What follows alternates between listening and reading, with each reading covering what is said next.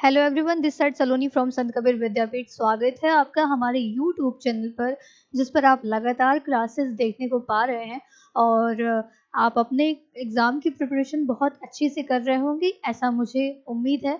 और अगर हम अपने भूगोल विषय की बात करें तो लगातार आप देख रहे हैं कि भूगोल विषय में क्लासेस चल रही हैं, जिसमें आपके सिलेबस को कंप्लीट किया जा रहा है और साथ ही साथ हमारे प्लेटफॉर्म पर और भी सभी विषयों की क्लासेस आप लगातार देखने को पा रहे होंगे और आपके लिए ये यूज़फुल हो रहा होगा। अगर हम आज की क्लास की बात करें तो भूगोल की क्लास में आज हम रॉक्स के बारे में पढ़ने वाले हैं। रॉक्स जो कि एक पृथ्वी का बहुत इम्पोर्टेंट हिस्सा है रॉक। और कह सकते हैं वैसे तो पृथ्वी की हर चीज़ बहुत इम्पोर्टेंट है, लेकिन भूगोल के दृश्य में हम रॉक को बहुत इम्पोर्टेंट मानते हैं, क्योंकि जितने भी हमें साक्ष्य मिले हैं सब इन्हीं रॉक्स पे ही मिले हैं। हम जो भी कालखंड में चीज़ों को विभाजित कर रहे हैं वो हम इन्हीं का अध्ययन करने के बाद ही अ, समझ पा रहे हैं। तो क्लास को ज़्यादा देरी ना करते हुए हम स्टार्ट करते हैं आज की क्लास। दोस्तों, रॉक यानी कि चट्टान, चट्टान यानी कि खनिज।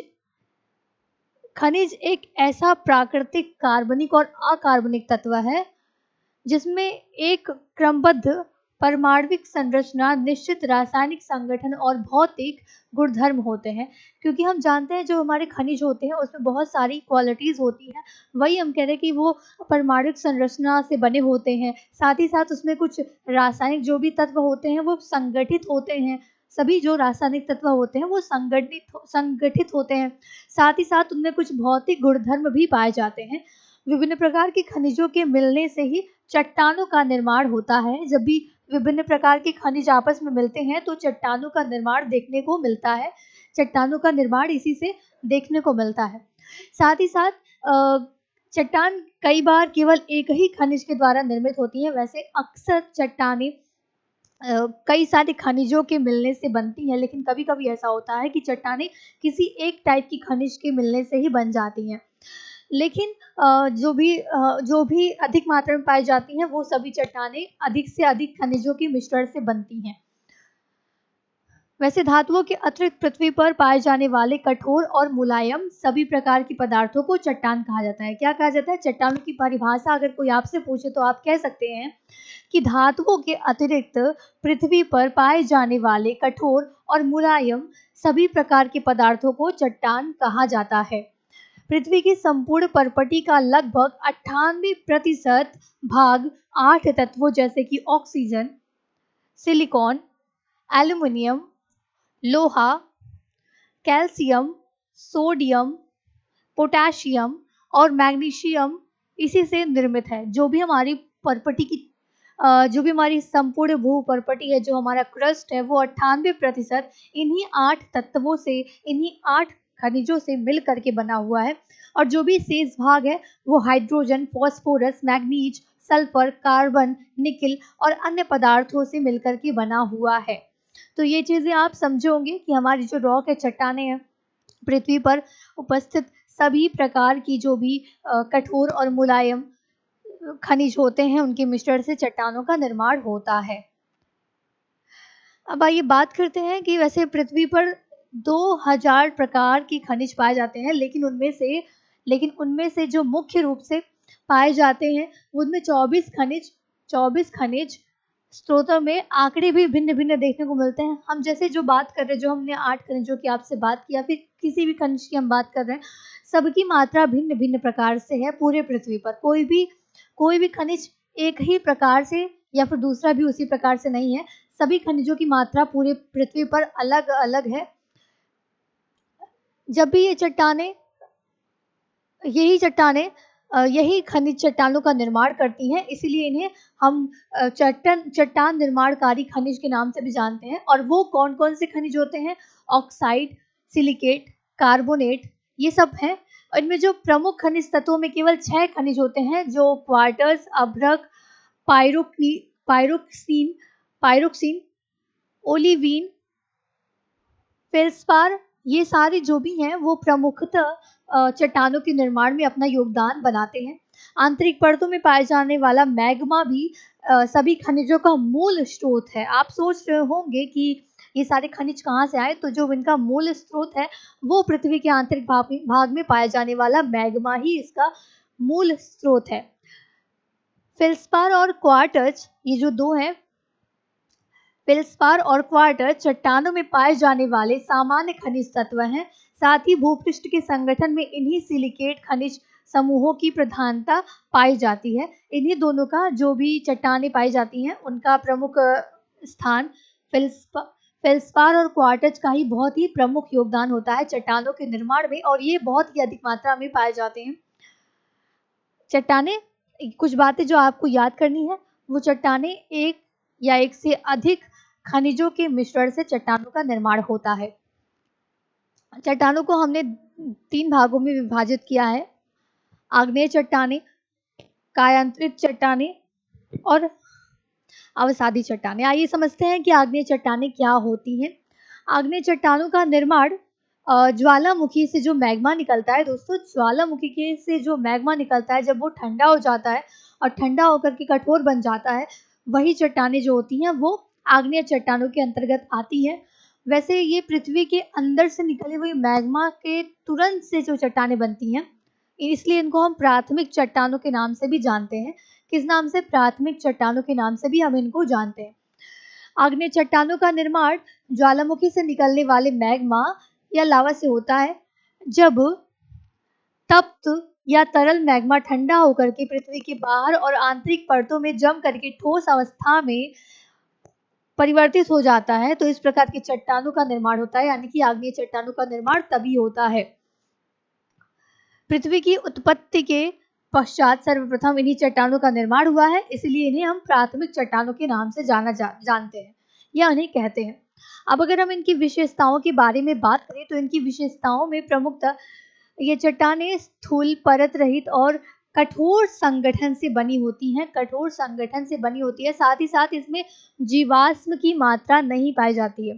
क्योंकि आप सोच सकते हैं कि जब मान लीजिए पृथ्वी के अंदर से मैग्मा या लावा निकल रहा है बाहर, और ये जब ठंडा हो जा रहा है, तो ठंडा होने में भी बहुत समय लगा होगा, लेकिन था तो पहले ये गर्म ही ना।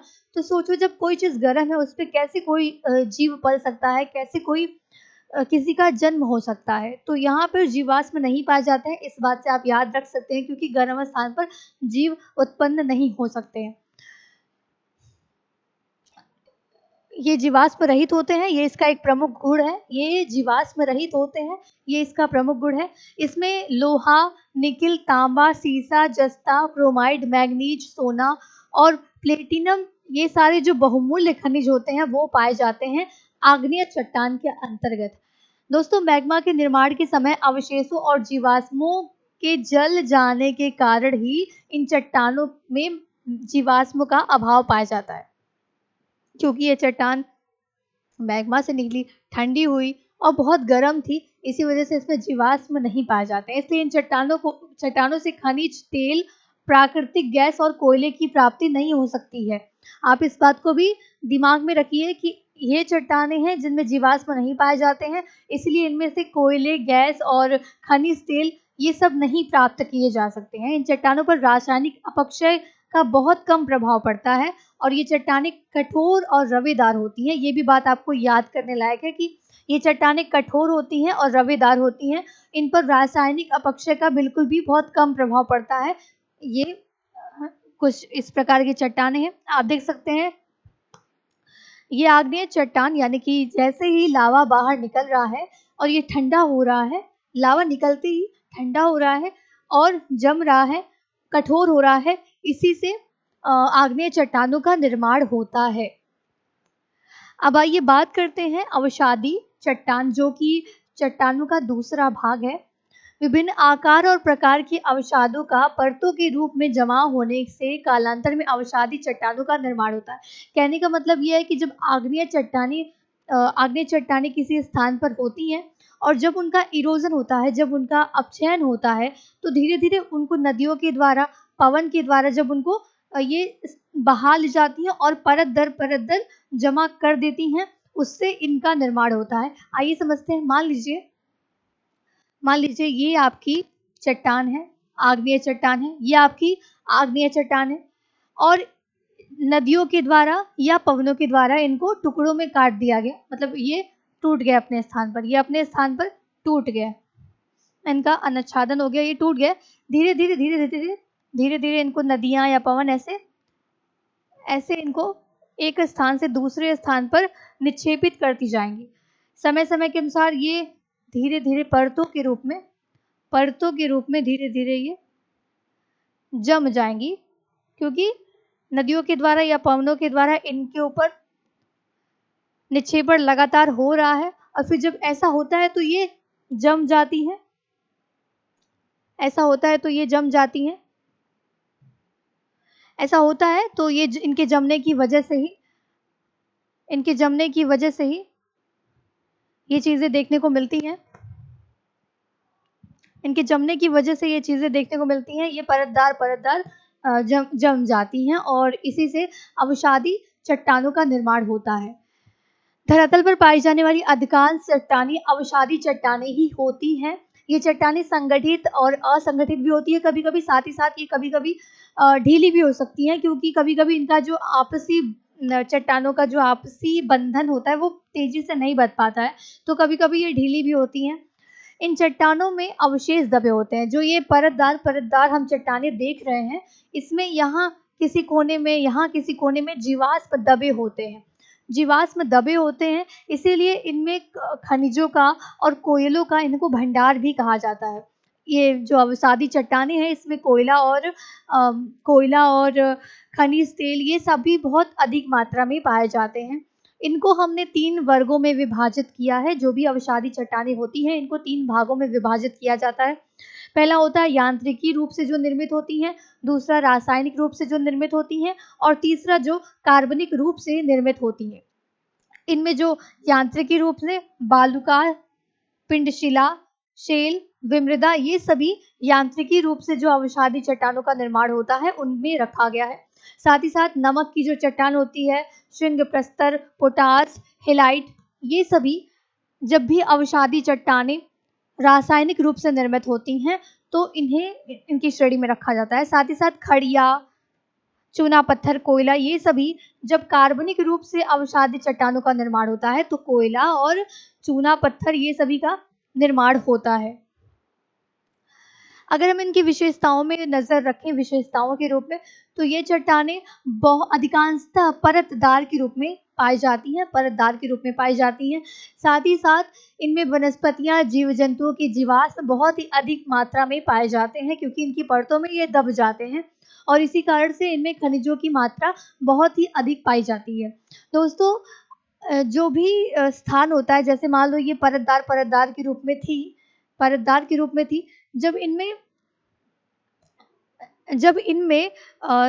जब ये परतों के बीच में खनिज तेल इसीलिए बहुत अधिक मात्रा में पाया जाता है, क्योंकि ये जो परतें होती हैं इनमें इनका निर्माण बहुत ही अच्छी मात्रा में और बहुत ही अच्छी क्वालिटी का होता है।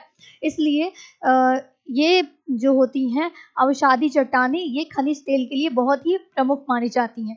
इन चट्टानों में फॉस्फेट, कोयला, बालू का पत्थर, ये सभी खनिज प्राप्त किए जाते हैं।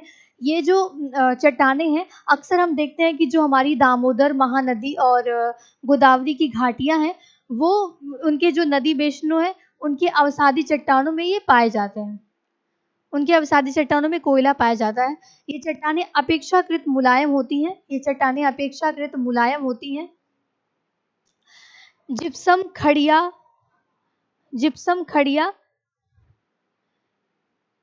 चौका मिट्टी, नमक आदि इसके ये सभी अवसादी शैल जाने जाते हैं।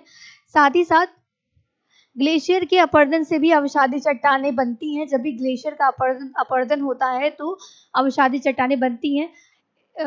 वैसे हिमोड़ जो होता है, वो इसी प्रकार की चट्टानें होती हैं। अब अगर आपको हम सबसे इंटरेस्टिंग बात बताएं जो आपको याद कर लेनी चाहिए, वो ये है कि जो आगरा का किला और दिल्ली का लाल किला है, ये सभी लाल बलुआ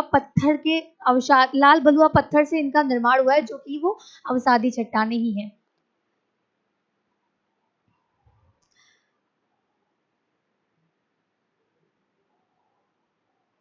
अब इनको अगर हम एक फिगर में समझाएं तो आप देख सकते हैं कि यहाँ परत दिख रही है एक, यहाँ परत दिख रही है एक, यहाँ परत दिख रही है, यहाँ आप परत देख सकते हैं।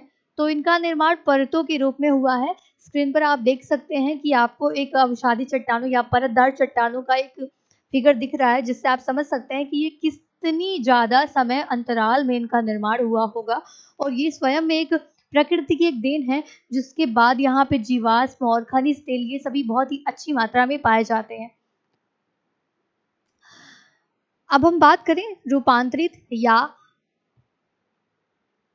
कायांतरित चट्टानों के बारे में। ये जो चट्टानें हैं, ये आग्नेय चट्टानों पर जब अत्यधिक तापमान और दाब दे दिया जाता है तो उनके आकार में परिवर्तन तो होता ही है।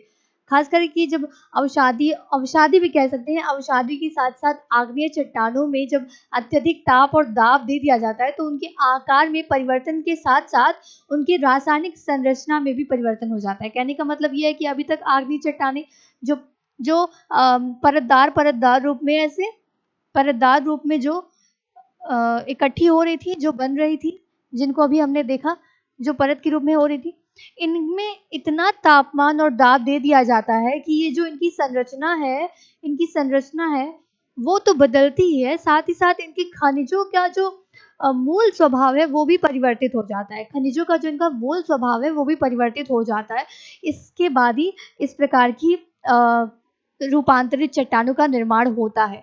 इस प्रक्रिया को कायांतरण या रूपांतरण कहते हैं। यही जो जब भी हम आग्नेय चट्टानें या फिर अवसादी चट्टानों में अत्यधिक ताप और दाब देंगे तो उनके आकार में परिवर्तन होता है और उनके खनिजों की रासायनिक संरचना में भी परिवर्तन होता है। यही क्रिया रूपांतरण कहलाती है।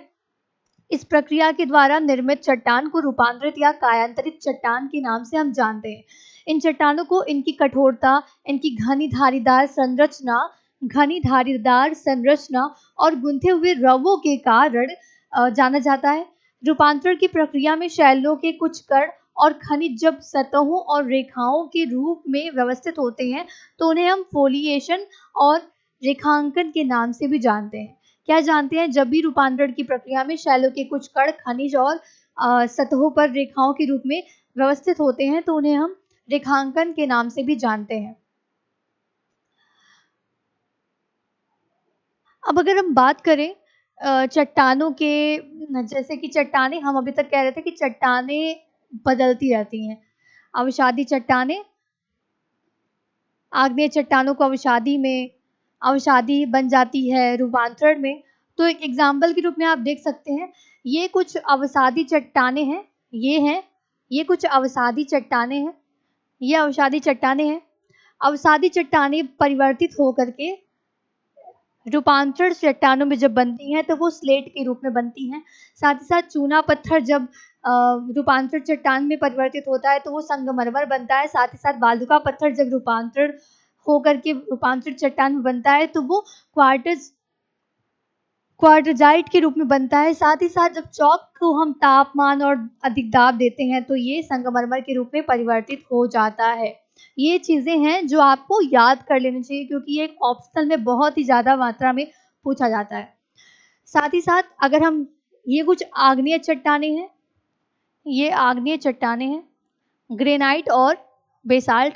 जब इनमें अधिक तापमान और दाब लगाएंगे तो ये रूपांतरण चट्टान के रूप में, नीस के रूप में ग्रेनाइट परिवर्तित हो जाएगा, बेसाल्ट होगा वो सिस्ट के रूप में परिवर्तित हो जाता है। सिस्ट है वो परिवर्तित हो जाता है। अभी तक तो हमने समझा कि रॉक्स है, रॉक्स के टाइप क्या है, उनकी विशेषताएं क्या हैं और कभी कोई चट्टान, आग्नेय चट्टान रूपांतरित होकर क्या बनती है, अवसादी चट्टान रूपांतरित होकर क्या बनती है, ये चीजें हमने समझी। अभी हमें समझना चाहिए कि ये जो है चट्टान चक्र, चट्टान चक्र से तात्पर्य यह है कि ये जो चट्टानें हैं इनको हम पुनः उसी मात्रा में पा सकते हैं जैसे वो पहले थी। सबसे पहले क्या निकलता है? मैग्मा। सबसे पहले मैग्मा निकलता है और जब मैग्मा, ये क्रिस्टलीकरण इसका होता है तो ये आग्नेय चट्टान के रूप में परिवर्तित हो जाती है। जब मैग्मा का क्रिस्टलीकरण होता है, क्या होता है? मैग्मा का क्रिस्टलीकरण होता है, मैग्मा का क्रिस्टलीकरण होता है तो वो क्या बन जाती है? वो बन जाती है तब क्रिस्टलीकरण में तो वो बन जाती है आग्नेय चट्टान। और जब इन्हीं आग्नेय चट्टान का अनाच्छादन होता है, यानी कि जो हमने बताया आपको टूट करके ये नदियों के द्वारा या पवनों के द्वारा बाहर ले जाती हैं, तो जब भी आग्नेय चट्टान का अनाच्छादन होता है तो वो अवसादी चट्टान के रूप में परिवर्तित हो जाती है। क्या हो जाती है? अवसादी चट्टान के रूप में परिवर्तित हो जाती है। और जब इन अवसादी चट्टानों पर बहुत अधिक तापमान और दाब बनाया जाता है तो वो कायांतरित चट्टान के रूप में परिवर्तित हो जाती है, जो अभी तक आप समझे। लेकिन जब भी इन कायांतरित चट्टानों को जब हम बहुत ही ज्यादा गला देंगे तापमान और अधिक दे करके, तो ये मैग्मा के रूप में हो जाएगा। क्या हो जाएगा? मैग्मा के रूप में। तो आप समझ सकते हैं फिर से वो मैग्मा के बाद वही पुराना वाला प्रोसेस शुरू हो जाएगा, मैग्मा से आग्नेय, आग्नेय से अवसादी, अवसादी से रूपांतरण। आप समझ सकते हैं कि कायांतरित से भी हम पुनः मैग्मा बना सकते हैं। अब लेकिन कायांतरित से अवसादी भी बना सकते हैं। जब भी हम कायांतरित को अनाच्छादित करेंगे तो वो पुनः अवसादी के रूप में प्राप्त हो जाएगी। साथ ही साथ जब हम आग्नेय चट्टानों में अधिक दाब दे ही रहे तो वो कायांतरित चट्टान के रूप में परिवर्तित हो ही रही है। अवसादी को भी जब हम बहुत अधिक गलन देंगे, बहुत ही अधिक गला देंगे, तो वो मैग्मा के रूप में परिवर्तित हो जाएगी। दोस्तों, ये तो थी आपकी चट्टानों के बारे में आज की क्लास। उम्मीद है कि आपको आज की क्लास समझ में आई होगी, और अगर आपको लगा होगा कि ये आपके लिए यूजफुल है तो आप इसको लाइक करिए, शेयर करिए, सब्सक्राइब करिए चैनल को, और साथ ही साथ अपने एग्ज़ाम की प्रिपरेशन और तेज़ी से कर दीजिए और नोट्स भी बनाइए। साथ ही साथ जो आपका कॉन्सेप्ट है ज्योग्राफी का वो आप क्लियर रखिए। और आज की क्लास आपके लिए इंटरेस्टिंग है, आगे आने वाली और क्लासेस बहुत इंटरेस्टिंग होने वाली है। तब तक के लिए बने रहिए संत कबीर विद्यापीठ यूट्यूब चैनल पर।